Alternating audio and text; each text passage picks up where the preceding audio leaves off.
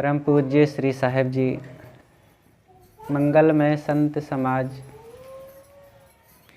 ममता मूर्ति भक्तिमयी माताओं बहनों एवं प्यारे बच्चों,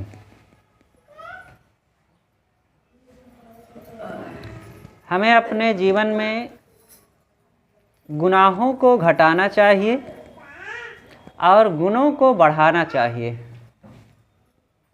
बस इतना ही काम सत्संग का फल है। गुनाहों को घटाओ। गुनाह दुखदाई होते हैं। गुनाहों में शांति नहीं, गुनाहों में प्रेम नहीं, गुनाहों में सुमति नहीं और गुनाहों में परिवार समाज कभी भी एकजुट नहीं होता। लेकिन गुणों में शांति होती है, प्रेम होता है, प्रसन्नता होती है और संगठन होता है, सदाचार बढ़ता है, स्वास्थ्य बढ़िया रहता है। गुनाहों को बुलाना नहीं पड़ता, वे अपने से आ जाते हैं और गुणों को वे बिना बुलाए आते नहीं हैं। यही तो बात है।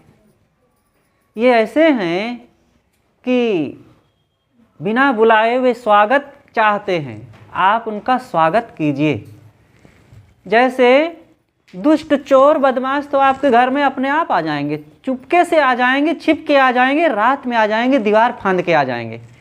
लेकिन संत गुरुजन वे बुलाने पर आएंगे और आवें तो स्वागत करो, तब वे रुकेंगे, नहीं चले भी जाएंगे।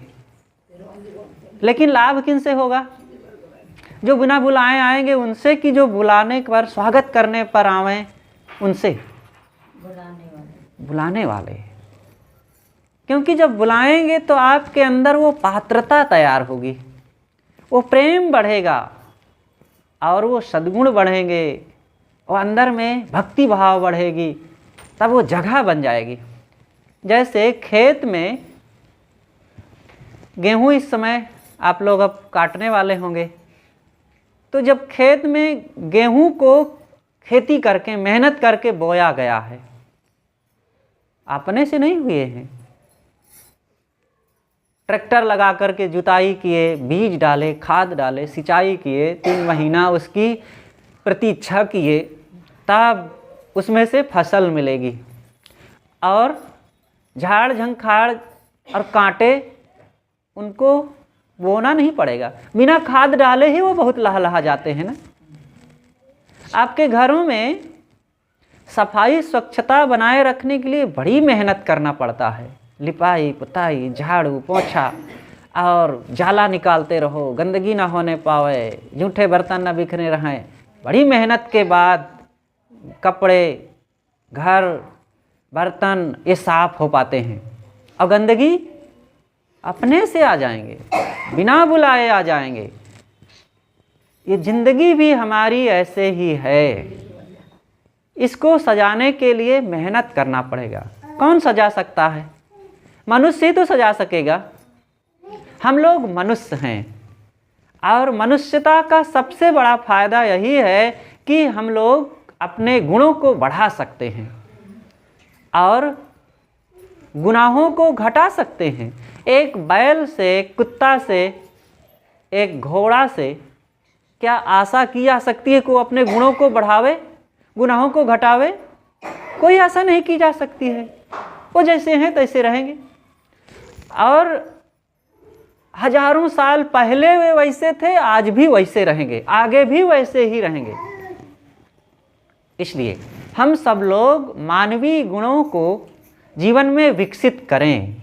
देखो सदगुरु कबीर ने कितना बढ़िया कहा है, मानुष तेरा गुण बड़ा, मांस न आवे काज, हाड़ न होते आभरण, त्वचा न बाजन बाज। हे मनुष्यों, तुम्हारे गुणों के कारण तुम्हारी विशेषता है, तुम्हारी बड़ाई है, तुम्हारा महत्व है। अगर गुण ना हो तो कौन सा महत्व है? अगर गुण ना हो तो इस शरीर का कोई महत्व नहीं है। देखो इस शरीर के हड्डियों के बाजे नहीं गहने नहीं बनते हैं। अब मनुष्य के मांस को कोई खाता भी नहीं है, पाता भी नहीं है, लेकिन कोई पसंद नहीं करेगा। और इसके त्वचा का, चमड़ी का बाजा भी नहीं बनता है। देखो ये ढोलक रखी हुई है, इसमें चाम लगा हुआ है, किसी जानवर का है, और वो काम आया, सबके कर्णप्रिय आवाज़ सुना करके आनंद देता है, मनोरंजन करता है ना। और मनुष्य के चाम का कोई बाजा बनता है? कुछ नहीं। लेकिन इतना आवाज़ बढ़िया ये चाम, ढोलक में लगी हुई चाम इतना सुंदर सुरीली आवाज़ देते हुए भी उस बकरे की प्रशंसा नहीं है, प्रशंसा है मनुष्य की। क्यों मनुष्य की प्रशंसा है? क्योंकि इसके पास गुण हैं, गुण, कर्मों की पवित्रता है, इसके जीवन में सदाचार है। हम लोग भी अपने जीवन में सदाचार बढ़ावें। देखो, मनुष्य और पशु में तुलना किया जाए तो मनुष्य में शरीर की विशेषता ज़्यादा नहीं है। मनुष्य घोड़े जैसा तेज दौड़ नहीं सकता है, लेकिन फिर भी मनुष्य घोड़े से भी ज़्यादा तेज दौड़ सकता है। इसके पास गुणों के कारण, मन से सोचने के कारण वो बुद्धि है, तो बुद्धि से इसने गाड़ी बना लिया और मोटरसाइकिल बनाया, कार बनाया, बस बनाया, ट्रेन बनाया, हवाई जहाज बनाया। और घोड़ा क्या उतना चलेगा? 4 घंटे में घोड़ा जितना चलेगा 5 मिनट में हवाई जहाज या ट्रेन से व्यक्ति उतना पहुंच सकता है। तो घोड़े जैसा तेज ना दौड़ते हुए भी मनुष्य अपने बुद्धि के बल से, अपने गुणों के बल से वो बहुत तेज दौड़ सका। ऐसे ही देखो, चींटी की तरह मनुष्य सूंघ नहीं सकता, और चींटियां बहुत सूंघ लेती हैं, लेकिन फिर भी मनुष्य के पास गुण होने के कारण, मन की शक्ति होने के कारण ये बहुत सूंघ लेता है।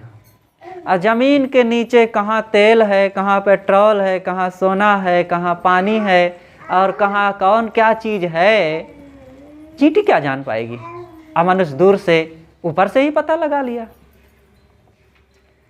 शरीर से भारी भरकम हाथी, इस धरती पर हाथी सबसे बड़ा जानवर है, और पानी में मछलियां हैं। मनुष्य क्या है? हाथी और मछली के सामने कुछ भी नहीं है। इतनी बड़ी मछलियां होती हैं कि मनुष्य को तो उसको एक ही बार में चाट कर जाएंगी, चटनी जैसे, अब कुछ नहीं है। लेकिन फिर भी ये मनुष्य अपने गुणों के कारण बहुत महान है। उन भीमकाय मछलियों को भी एक ही बार में नाथ लाता है और पकड़ के मार डालता है, हाथी को नचा डालता है। इसी तरह गिद्ध जैसे मनुष्य देख नहीं सकता। गिद्ध आकाश में 2 किलोमीटर ऊंचे पर है, उड़ रहा है, और नीचे कहाँ पर कौन सी चीज़ है वो देख रहा है। कहीं मुर्दा देखा, कहीं भी कोई सड़न देखा, वहीं पर टूट पड़ता है। मनुष्य इतना दूर से नहीं देख सकता, लेकिन फिर भी अपने गुणों के कारण ये 2 किलोमीटर क्या होता है, अमेरिका को यहीं से देख रहा है, चंद्रमा को यहीं से देख रहा है, मंगल को भी यहीं से देख रहा है, इतना देख सकता है। ऐसे ही बहुत विशेषताएं हैं मनुष्य की। तो ये विशेषता कैसे है? मन के कारण। मन सबके पास है, और ये मन से सोच विचार करने के लिए इसके पास इतनी शक्ति है, इतनी ताकत है कि मन से सोचा और सोच करके व्यवस्थित काम किया और खूब सफलता प्राप्त किया।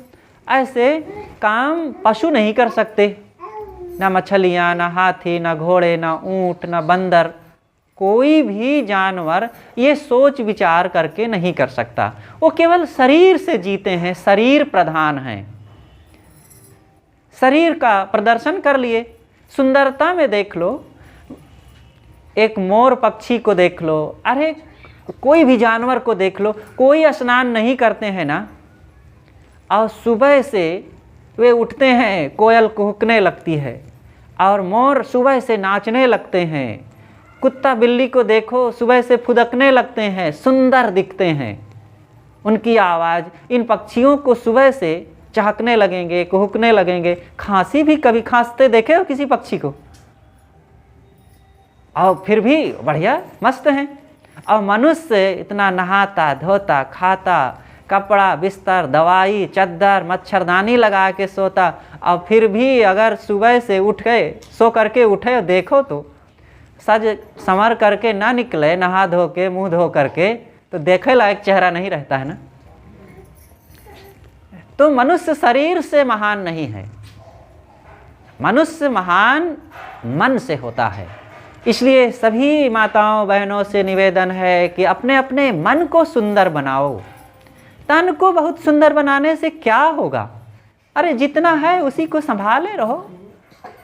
लेकिन ज़्यादातर और इन माँ बहनों के लिए तो तन ही बहुत बड़ा प्रॉपर्टी हो गई है, और इसी को सजाने में सारी शक्ति लगा दिए, सारा धन कमाया हुआ खर्चा लगा दिए। तन को से काम लो, तन से मन को संवारने का काम करो और आत्मा को पहचानने का काम करो। तन तो कोटिन जतन करो, यह तन की अंत अवस्था धूरी। करोड़ों उपाय कर लो, चाहे जितना इसको कृत्रिम साधनों से सजाओ और अच्छी अच्छी चीज़ें खाओ, मेवा बादाम घी दूध दही भस्म खाओ आप, लेकिन एक दिन बूढ़ा होने से मरने से कोई बच सका है? अरे हम आप लोगों की बात छोड़ दीजिए, यहाँ बड़े बड़े जग में बड़े बड़े अभिमानी जैसे गलें बतासा पानी, और रावण कंस बलि दुर्योधन बेसुमार बाय, देखो कर विचार आए ना। श्री राम चले गए, श्री कृष्ण चले गए, और दुर्योधन चला गया, रावण चला गया, कंस चला गया, और हिटलर चले गए, सुमुलनी चले गए, और बुद्ध चले गए, महावीर चले गए, अच्छे लोग चले गए, और जो बुरे दुष्ट लोग वे भी चले गए। लेकिन एक का नाम लेकर के लोग घृणा करते हैं और एक की याद आते ही मन में आह्लादित हो जाते हैं। तो एक ने अपने मन को खराब किया है, इसलिए उनकी याद करके लोगों के मन में दुख और नफरत की भावना पैदा हो जाती है। और एक ने अपने मन को ठीक किया है, मन को सजाया संवारा है और मन से सजा के अच्छे कर्म किया है, तो उनकी याद आते ही मन भाव विभोर हो जाता है। काश हम भी उनके दर्शन किए होते। इसमें कितने ऐसे देवियां होंगी जो सद्गुरु अभिलाष साहेब जी के दर्शन किए होंगे। आज से मुझे ऐसा लगता है कि करीब 17-18 साल पहले गुरुदेव जी 2 बार आए हैं, साथ में हम थे उन दिनों, और कई लोग सत्संग में आए होंगे, उनके दर्शन किए होंगे। इस वर्तमान युग के वे महान संत थे, त्याग तपस्या साधना और आत्मलीनता की महामूर्ति थे। उनके ग्रंथों को पढ़िए, मोबाइल से आप उनके प्रवचनों को सुनिए, देखिए, सुनते सुनते ही मानो समाधि हो जाती है, और हमारे जीवन जीने की एक आत्मिक ऊर्जा उनसे मिलती है, उनके विचारों में, और उनकी याद करके जीवन गदगद हो जाता है, क्योंकि उन्होंने मन को सजाया संवारा है। आप सब लोग भी संवारे। मन की सजावट ही हमारी असली सजावट है। तन को तो चाहे जितना प्रयास करो, आज सजाओ और 1 घंटे बाद पसीना आएगा, सब बह जाएगा, और कल नहाओगे सब बेकार हो जाएगा, और 4 दिन में बुढ़ापा आकर के तो सारी सुंदरता पर पानी फेर ही देता है, और एक दिन मौत आकर के तो उसको शरीर को तो बिल्कुल मिट्टी में मिला देता है ना। ये तो होना है। कितनी विश्व सुंदरियां हुई हैं अपने ज़माने में, पूरी दुनिया में वो चमकती रहीं, और न जाने कितना पुरस्कार पाती रहीं ये देह को चमकाने में। और जो बूढ़ी हो गई तो वो गुफा में छिप गई कि निकलना नहीं चाहती हैं, शर्माती हैं। जो पहले मुझे जवानी में लोग देखे थे, आज वे जानेंगे तो क्या कहेंगे, शर्मा रही हैं। लेकिन जिन्होंने अपने मन को सजाया, जवानी से ज़्यादा बुढ़ापे में लोग उनको देख करके आनंदित होते हैं, है ना, है कि नहीं ऐसा? आप मदर टेरेसा को देखी होंगी, नहीं वैसे देखी होंगी तो फोटो में देखी होंगी। मदर टेरेसा जवानी में कैसी रही होंगी पता नहीं, कोई देखा कि नहीं देखा, और शायद सुंदर रही कि नहीं, लेकिन उन बुढ़ापे में कितनी प्यारी लगती थी। सब गरीबों के, दीन दुखियों के, अनाथों की सेवा करने वाली, और कितनी प्यारी माता रही हो। गांधी जी को देखिए, जवानी में उतने सुंदर नहीं थे जितना वो बुढ़ापे में सुंदर थे। ऐसे महात्मा बुद्ध की बात देखिए, फोटो में तो जवान जवान बना दिया जाता है बिना दाढ़ी मूछ वाला। वे भी 80 साल तक जीवित रहे, उनको भी दाढ़ी मूछ आई रही होगी, वे भी बूढ़े हुए होंगे और वे भी शरीर से असमर्थ हुए थे। लेकिन उस बुढ़ापे में भी उनको देखने के बाद क्या आपके मन में अरे क्या ये बुढ़े को देखना, ऐसा मन में भाव आएगा? नहीं, उनको तो देख करके, एक झलक देख करके जीवन धन्य हो जाएगा, ऐसा सब लोग एहसास करेंगे। इसलिए ये शरीर की सुंदरता और चीज़ों की सुंदरता बड़ी चीज़ नहीं है। भाई इसके साउंड को थोड़ा घटाओ, अब ले जाओ इनको, अब रो रहेंगे, इसलिए अब आपका जाना ही उचित है।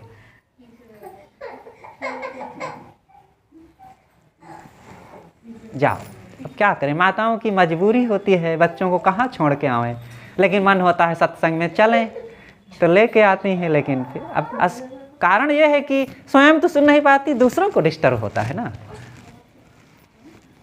कोई बात नहीं, बन सके तो दूर से सुनना, नहीं तो फिर हम मोबाइल में यूट्यूब पर डालेंगे, फिर सुनना बाद में 2-3 दिन के बाद।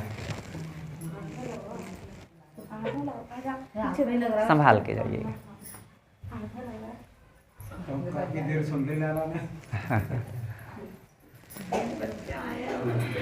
हाँ, तो सब लोग ध्यान दें। तो मैं कह रहा था कि शरीर और मन, शरीर पर ज़्यादा ध्यान देंगे तो शरीर के दोष हमारे सामने उभर करके आएंगे। शारीरिक दोष क्या आएगा?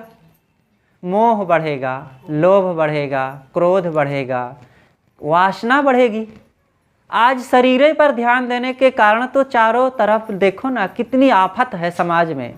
ये बहू बेटियां खुल करके समाज में चल नहीं सकती, निकल नहीं सकती, और ये पुरुष लोग ये शरीर के लिए जो खूसट बन करके घूम रहे हैं, 12-13 साल के हुए तो जो गुटखा, तंबाकू, पान, सुपारी, शराब, अंडा, मांस खा करके चेहरा को गंदा, मुंह को गंदा, दांत को गंदा, पेट को खराब, शरीर को 25 साल की उम्र में ही बुढ़ा जैसे दिखने लगते हैं।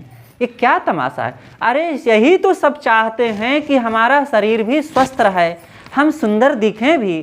तो भाई शरीर की सुरक्षा के लिए अगर ध्यान देते तो ये दोष दुर्गुण न आते और शरीर सुरक्षित रहता। सब चाहते हैं कि हम धनी बन जाएं। अगर धनी बनने के लिए ही प्रयास करते तो ये अंडा, मांस, मछली, शराब, गांजा, भांग, बीड़ी, सिगरेट ना खाते पीते, धनी अपने आप बन जाते, अनावश्यक खर्च ना होता, बीमार ना होते तो डॉक्टर के पास हजारों रुपए देने की जरूरत ही ना पड़ती। तो जो चाहते हैं उसका भी हम भीतर से ऐसा कर्म करते हैं कि उसका लाभ ना होने पावे। तो चाहने से क्या होगा? मन से सोचने से क्या होगा? सोचने के बाद वैसे जीवन जीने की जरूरत है। शरीर पर ज़्यादा ध्यान देने से नाना दोष आएंगे, परिवार में कलह आता है, शारीरिक स्वार्थ बुद्धि बढ़ जाती है। शरीर बुद्धि बढ़ने से लोभ बढ़ेगा। धन कहाँ से आवे? धन यहाँ तक कि अपने भाई भतीजे को अभी छीन करके झपट करके रख लें, थोड़ी थोड़ी रुपए के लिए, थोड़ी थोड़ी चीज़ के लिए, थोड़े थोड़े खाना के लिए, देवरान जेठान में, भाई भाई में, सास बहू में तू मैं होने लगता है। ये देह बुद्धि में यह सब होना ही है। लेकिन जहाँ पर आत्मबुद्धि है, मन को सुधारने की बात है, ऐसा नहीं होता। मन को सुधारने की बात अगर आ जाती है तो वहाँ तो मेरे मन में लोभ न आ जाए। लोभ बहुत बड़ा राक्षस है। लोभ आ करके हमारे अंदर की दीपक को बुझा देता है, अंधकार, और चोरी करने के लिए, दूसरे का अपहरण करने के लिए, छीनने झपटने के लिए, नाजायज काम करने के लिए आदमी को मजबूर कर देता है। और लोभ ऐसा स्वतंत्र जानवर नहीं है, ये हमने ही उसको आश्रय दिया है, हमने ही अंदर में पाला है उस राक्षस को, इसलिए उसको मिटाएं। एक बार की बात है, एक किसान और एक पंडित दोनों मित्र थे। दोनों की मित्रता चल रही थी, लेकिन पंडित जी थोड़ी ज़्यादा बुद्धिमान थे। दोनों ने विचार किया कि यार कुछ व्यापार करते हैं, धन कमाएं जिससे कि कुछ पैसा मिले। तो किसान ने कहा कि ठीक है पंडित जी, व्यापार किया जाए। तो व्यापार शुरू किया गया। दोनों ने खूब पैसा लगाया, बराबर पैसा लगाए। दोनों ने मेहनत भी खूब किया, दोनों ने समय भी खूब दिया और व्यापार में खूब लाभ मिला। जब लाभ मिला तो धन के बंटवारे की बात आई, तब पंडित जी कहते हैं कि देखो, किसान को मतलब तुमको जितना मिलेगा उससे डबल मुझे मिलना चाहिए। तो किसान ने कहा कि ऐसी क्या बात है, जब हम लोगों ने बराबर धन लगाया, बराबर मेहनत किए, बराबर समय दिए, तो जो लाभ हुआ है बराबर धन का बंटवारा हो जाना चाहिए। कहे नहीं, मेरे आखिर पंडित होने का मतलब क्या होता है। अति पंडित महाब्राह्मण जिसे कहते हैं, वो महाब्राह्मण थे। तो दोनों में आपस में थोड़ा खींचाखांची हो गई। तो पंडित जी ने कहा कि अगर देखो तुम हमारी बात को ना मानो तो गांव के बाहर जो एक वट वृक्ष है, वहाँ देवता का लोग पूजते हैं ना, कहीं पेड़ पूजते हैं, नीम का पेड़, तो कहीं पीपल का पेड़, तो कहीं बरगद का पेड़ पूजते हैं। तो गांव के बाहर एक देवस्थान गांव के लोगों ने मान रखा था। तो उसी के लिए पंडित जी ने कहा कि चलो, अगर हमारी बात ना मानो तो वट देवता हमारा समाधान कर देंगे, वे जो कह देंगे वही बात मान लिया जाएगा। तो चल पड़े। निर्णय यह हुआ कि कल शाम को 4 बजे वहाँ पर चलेंगे और जो समाधान निकलेगा हम मान लेंगे। पंडित जी ने कहा। किसान ने कहा ठीक है, जो समाधान निकलेगा हम भी मान लेंगे। चारों तरफ बात समाज में फैल गई, लोग देखने के लिए, सुनने के लिए इकट्ठा होने लगे। 2 बजे से ही भीड़ जमा हो गई और 4 बजे सभा चारों तरफ खचाखच भर गई। 4 बजे का समय हुआ तो पंडित जी खड़े होकर के सभा में कहते हैं, वट वृक्ष के देवता को संबोधित करते हुए, हे वट वृक्ष के देवता, हम और किसान दोनों ने मिलकर के व्यापार किया। हम लोगों ने बराबर धन लगाया, बराबर मेहनत किया, बराबर समय भी खूब दिए और अब व्यापार में खूब लाभ हुआ है। लेकिन अब उस धन का हम बंटवारा कैसे करें, आप ही बताइए। तो एक क्षण सन्नाटा रहा और फिर वट वृक्ष से आवाज़ आती है, सज्जनों और देवियों, ये बात ठीक है कि दोनों ने बराबर धन लगाया, बराबर मेहनत भी किए, बराबर समय भी दिए और आप लोगों की इस मेहनत का फल भी हुआ कि खूब लाभ हुआ। लेकिन धन के बंटवारे में कुछ ऐसा करना है कि जितना किसान को मिले उसका डबल पंडित को मिलना चाहिए। इतनी बात सुनते ही सभा में खलबली मच गई, चारों तरफ शोर होने लगा। किसान ने भी सोचा कि ठीक है, जब देवता का ही यही समाधान है तो मैं भी ऐसा कर देता हूँ कुछ कि आगे अन्य किसी व्यक्ति के साथ ऐसा अन्याय ना हो। तो आसपास से वो सूखी घास बटोर करके लाया और वट वृक्ष के खोड़ल में भर करके कहा कि मैं इसमें आग लगा देता हूँ। और जैसे ही घास भर रहा था, आग लगाने ही जा रहा था कि अंदर से पंडित जी का बूढ़ा बाप घास को हटाते हुए बाहर निकल आया। और पंडित जी उसी को साध करके पहले से घुसा दिए थे कि जब हम ऐसा कहेंगे तो तुम ऐसे हमारे पक्ष में बात कह देना। ये है लोभ, जब जगता है तो ऐसे न्याय किया कराया जाता है। जबरदस्ती ना करें। वही जबरदस्ती की बात आती है तो गुरुजी हमारे एक कहानी कहा करते थे कि लोग ज़बरदस्ती बात अपनी मनवाना चाहते हैं। हमारी बात ना मानो तो ईश्वर की दुहाई दे देते हैं। शास्त्र में लिखा है, ईश्वर का वचन है, और नहीं मानोगे तो नास्तिक हो जाओगे। तो एक ठाकुर जी थे, ठंडी का दिन था, आप लोग तो जानते हैं इस क्षेत्र में भी आलू खूब होता होगा ना, तो ठंडी के दिन में ही आलू अक्सर होते हैं। तो एक ठाकुर जी थे, वो लोटा में पानी लेकर के खेतों में जाते शौच के बहाने, और किसान के खेत से आलू खोद खोद करके कोट में भर लेते, और घर में आते कौड़ा जलाते, तापते, और उसी में आलू भून भून करके खाया करते थे। किसान ने देखा 1 दिन 2 दिन 3 दिन, लेकिन ये रोज़ कोई आलू खोद ले जाता है। तो एक दिन वो बैठ करके सुबह 4 बजे से ही 3 बजे से आकर के छिप करके पता लगाना चाहा कौन खोद ले जाता है भाई।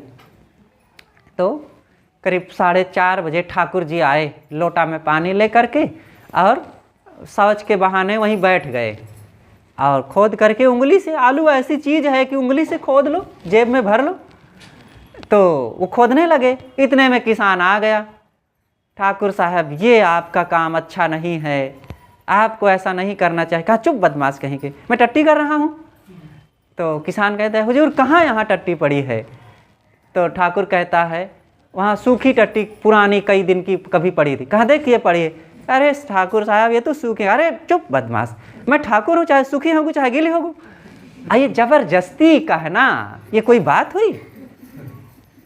अब देखो उनको पेट में आलू चला जाए, हम खा ले दूसरे का ले करके, इस भावना से एक तो चोरी कर रहे हैं और उसके बाद भी सीना जोरी कर रहे हैं, उससे बात मानने को तैयार नहीं है।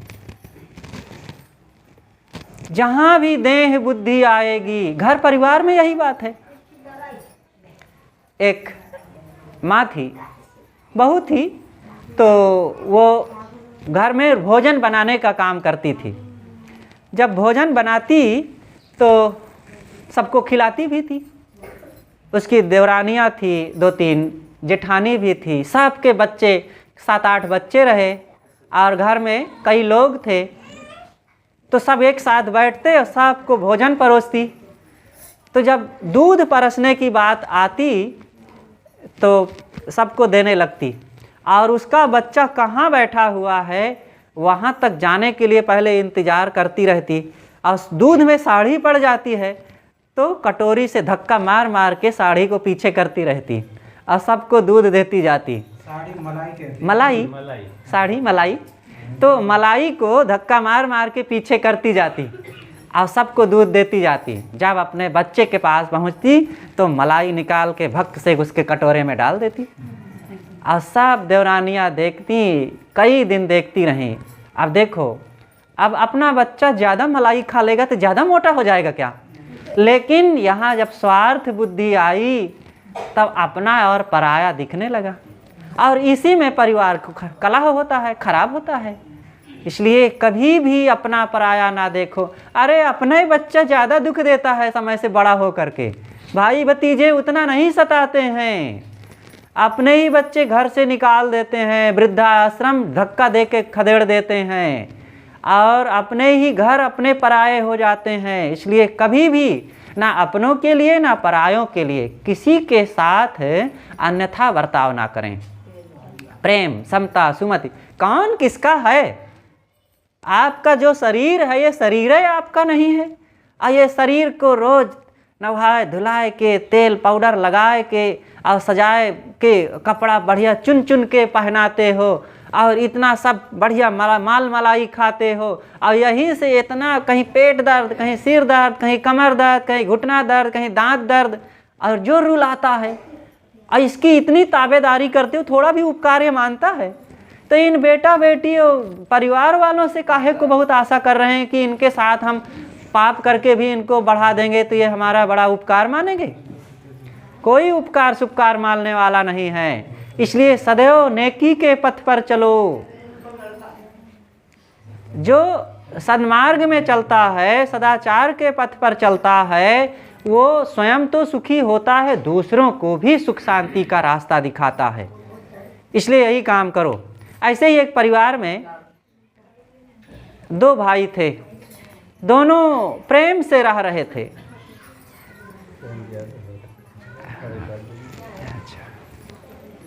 अपनी बातें मैं समाप्त कर रहा हूँ। जाना है माता जी का? अच्छा ठीक है, जाओ। और किनको किनको जाना है? बस थोड़ी देर में हम ख़त्म करेंगे। साहेब जी का सुन के जाना, साहेब जी का नहीं सुने तो फिर कुछ नहीं हुआ। बस मैं थोड़ी सी बात कह करके समाप्त कर रहा हूँ।